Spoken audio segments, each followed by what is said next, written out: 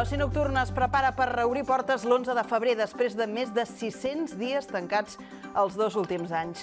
Les característiques de la seva activitat l'han fet un dels principals afectats per les mesures sanitàries, una decisió que no sempre s'ha entès i compartit des del sector, acumulant tancaments que consideren injustificats i amb ajudes insuficients.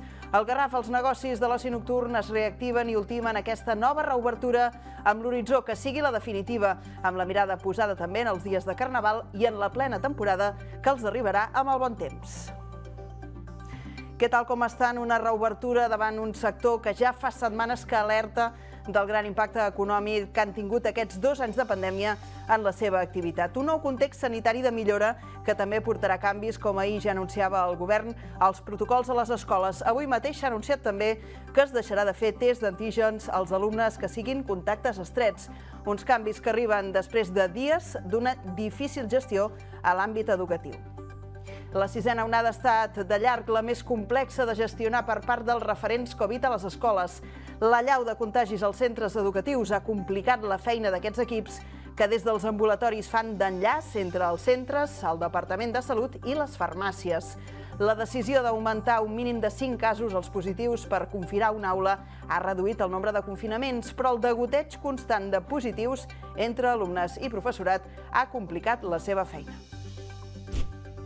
En l'àmbit econòmic, el Garraf registra 33 persones menys sense feina aquest gener en comparació amb el desembre de l'any passat i en total sumen aquest primer mes de l'any 7.920 aturats. Són més de 3.000 persones menys les registrades al Servei d'Ocupació de Catalunya respecte ara fa un any, quan els desocupats fregaven a la comarca els 11.000. Disminueixen de forma molt tímida les xifres d'atur en el global de la comarca, però creix l'atur als municipis de Sitges i Olivella. I ja fa un any que a Sitges hi ha entrat en funcionament el servei de mediació. En aquest temps s'ha atès 80 persones i treballat en gairebé 50 casos. La majoria corresponen a conflictes veïnals i estan relacionats amb els sorolls, els animals domèstics o la neteja. El servei de mediació acompanya les parts implicades a trobar les seves pròpies solucions amb l'ajuda d'un tercer. I veurem també algunes de les imatges d'un drac prou desconegut a Ribes, en el marc del final de les festes de Sant Pau, en aquest municipi del Garraf. Coneixerem en primícia algunes d'aquestes imatges d'aquest documental.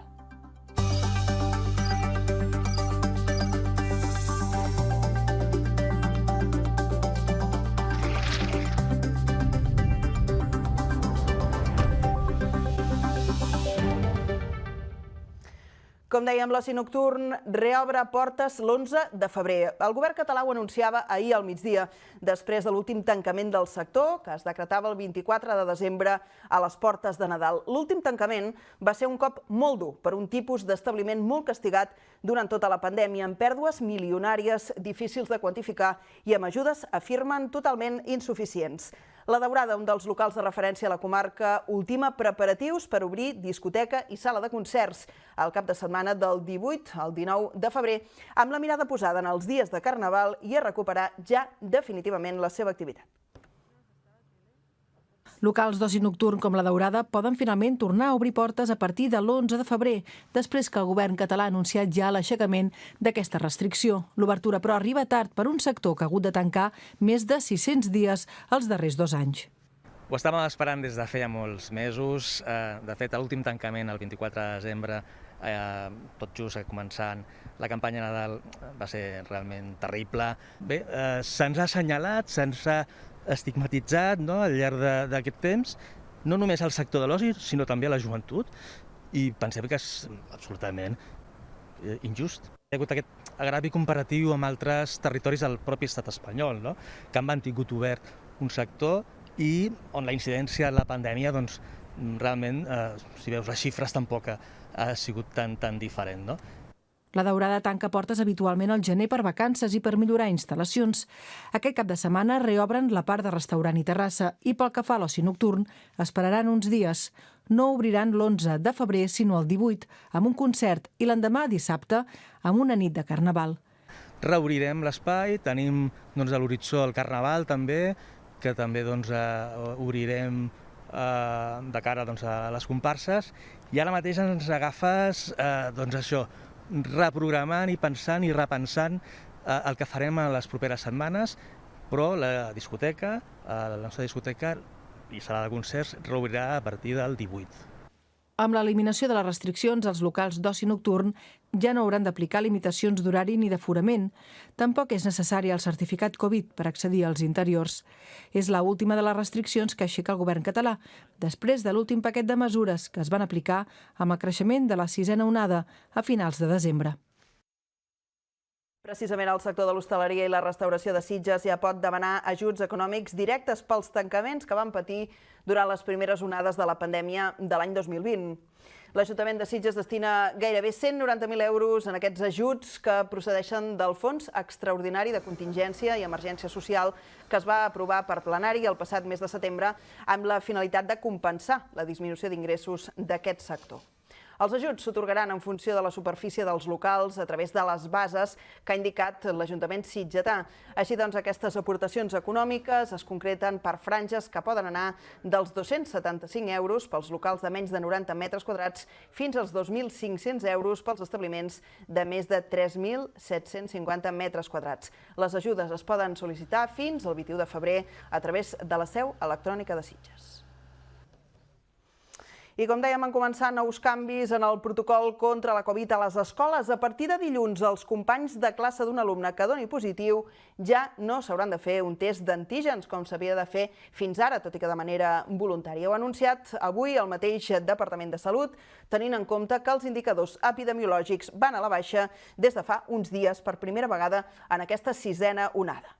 El cribratge escolar entre els contactes estrets d'un positiu, que majoritàriament ara es fa a les farmàcies i que també es pot fer a casa, ja no caldrà, doncs, fer-los a partir de la setmana que ve. Només se l'haurà de fer el professorat i els centres d'educació especial. Salut ha confirmat que les dades van a la baixa i això ha permès prendre la mesura d'eliminar aquests cribratges que es venen fent als centres educatius des de l'estiu. A les escoles de primària es van començar a fer amb l'esclat de la 6a onada. Ara la situació es dona per més controlada. La situació es pot anar relaxant i els tests d'antígens en contactes estrets es deixaran de fer si no és sota un argument mèdic que ho justifiqui. De fet, la Societat Catalana de Pediatria ja va demanar ahir l'eliminació dels tests d'antígens als centres escolars, així com també la de les quarantenes, l'ús de les mascaretes a les aules i l'organització en grups bombolla. De moment, cauen els tests als centres educatius i abans no acabi el mes de febrer també acabaran les quarantenes. Com dèiem, aquestes darreres hores s'ha avançat que el Departament de Salut vol acabar amb aquestes quarantenes a les aules escolars en les properes setmanes. Els indicadors epidemiològics van a la baixa, la situació es pot anar relaxant i s'eliminen així algunes de les mesures que ens han acompanyat els darrers mesos. En el cas dels centres educatius, la gestió de la 6a onada no ha estat fàcil i tampoc ho ha estat per als equips mèdics que els ajuden. Des dels centres d'atenció primària són els anomenats referents Covid. Les quarantenes a les escoles poden tenir els dies comptats. El govern català ha avançat que preveu eliminar-les abans no acabi el mes de febrer, si no hi ha cap altre contratemps. Des de després de les festes de Nadal, les quarantenes s'apliquen quan es detecta un mínim de 5 casos positius en una mateixa aula o grup de convivència, i no cada vegada que es detecta un sol positiu. El canvi ha afavorit que el confinament de grups hagi estat molt menor respecte al que hagués passat si s'hagués continuat aplicant el protocol anterior. Però els casos positius als centres educatius no han parat de créixer en el darrer mes i mig, i això ho saben molt bé a les escoles i als centres d'atenció primària. Els referents Covid dels ambulatoris són els equips mèdics que fan d'enllaç entre els centres educatius i el Departament de Salut. Gestionen les consultes i l'activació dels protocols quan es detecta un positiu en una aula. Es van posar en marxa a l'inici del curs 2020-2021, fa un any i mig, i la 6a onada ha estat de llarg la més complicada. Aquesta onada ha sigut la pitjor. Fins ara anaven passant casos positius amb els nens. Sí que és veritat que la incidència és totalment diferent, que els adults ha canviat a mesura que les onades han anat a més. I aquesta 6a onada realment ha sigut devastadora a nivell escolar i casos. Hem tingut un volum abismal de casos positius a les escoles i hem intentat fer la gestió el millor possible.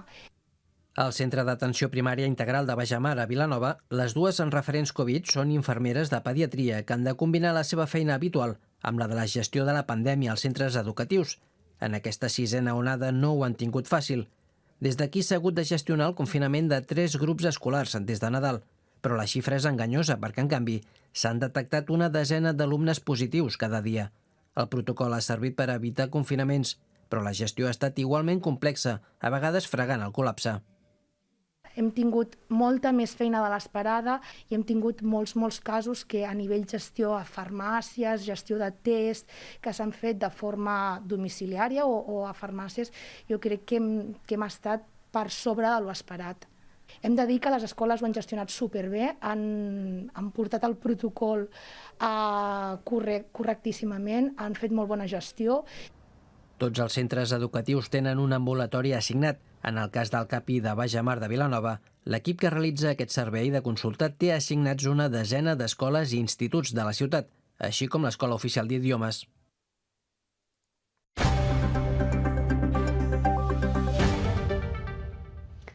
Les dades de l'atur registrat al Garraf, en què tancàvem l'any 2021, al desembre revelaven que s'assolien nivells prepandèmia.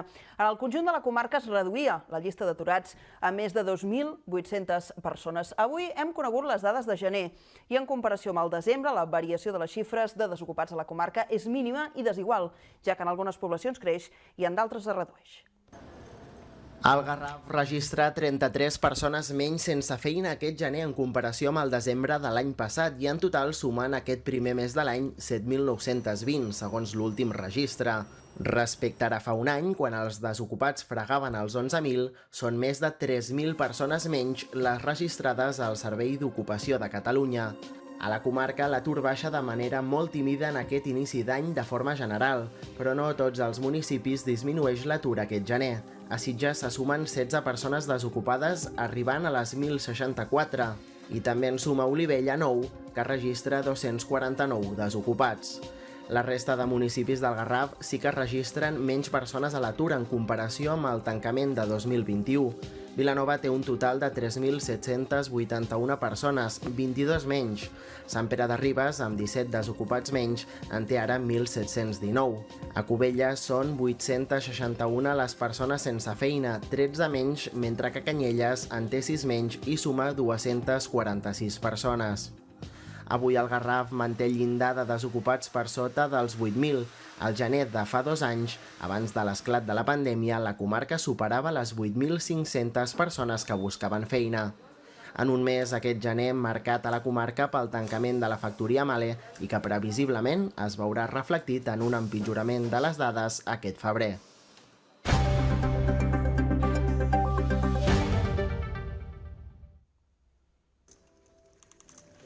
I després de 7 anys d'inactivitat, el Consell de Governs Locals s'ha tornat a constituir amb la voluntat de ser una eina de participació de municipis en les tramitacions de lleis del Govern de la Generalitat que afecten directament les administracions locals. Ho feia ahir a Barcelona en una sessió en què van participar un centenar de representants del món municipalista, entre ells l'alcaldessa de Vilanova i presidenta de la Federació Catalana de Municipis, Olga Arnau. L'objectiu del Consell és ser un altaveu del territori que pugui traslladar a l'executiu català les demandes i les preocupacions del municipalisme per poder trobar solucions concretes i útils a les problemàtiques que puguin plantejar. L'alcaldessa de Figueres, Agnès Lledó, ha estat escollida presidenta d'aquest Consell de Governs Locals. Ha remarcat que els ajuntaments són la primera administració a qui recorren els ciutadans i ha remarcat també els esforços que han hagut de fer per adaptar-se a la pandèmia.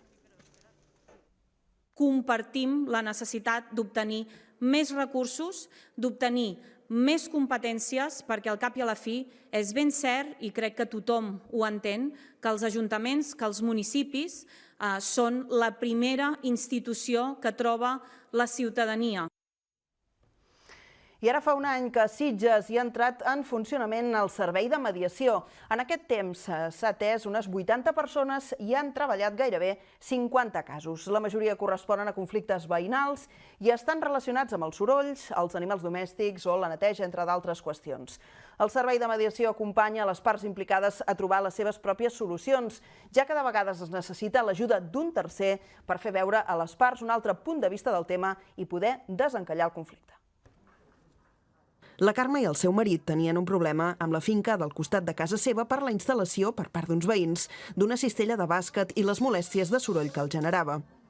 Després de no haver pogut arribar a un acord amb l'altra part, van recórrer al Servei de Mediació de Sitges, que va encetar un procés d'acompanyament i negociació entre els dos afectats per arribar a un acord. El seu és un de la 50ena de casos que aquest servei mediador ha atès en el seu primer any de funcionament. Teníem una eina per on canalitzar el problema que teníem. Llavors, es van fer diverses entrevistes on vàrem vindre primer nosaltres, després es van posar en contacte a l'altra part i ells van fer de mediadors i ens van sentir recolzats. Era una eina d'ajut, de poder parlar amb l'altra part perquè, clar, necessitàvem un canal on fer-ho. El servei de mediació aconsegueix en molts casos, com aquest, que un conflicte que no té recorregut legal pugui ser resolt pels afectats, per ells mateixos, amb un acord que neix d'aquesta voluntat d'entesa que afavoreixen els mateixos mediadors i que estimula també respostes cíviques i empàtiques entre els implicats. Es verdad que a veces, aunque solicitan el servicio, siempre hay esta tendencia de esperar que el servicio o el mediador pueda resolver el problema para ellos.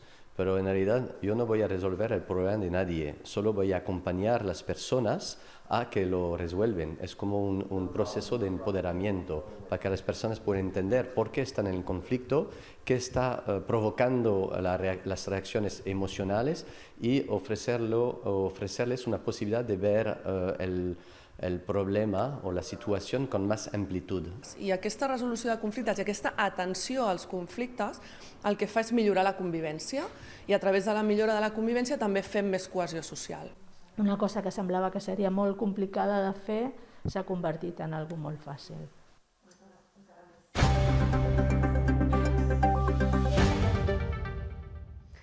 I aquests dies encara cuegen algunes propostes de la Festa Major de Sant Pau a Ribes. Una de les darreres està la projecció d'un documental que vol recuperar la memòria del drac vell que hi va haver a Ribes fa més de 100 anys. El treball és el resultat d'uns quants anys d'investigació sobre una bèstia que ara alguns, arran d'aquest documental, voldrien recuperar al municipi. Hi han participat diferents veïns que encara recorden la figura i també s'han recuperat fotografies inèdites. Aquest drac, jo me'n recordo molt perquè feia por, ens espantava el drac aquest, amb aquest coll tort, aquesta figura que tenia així.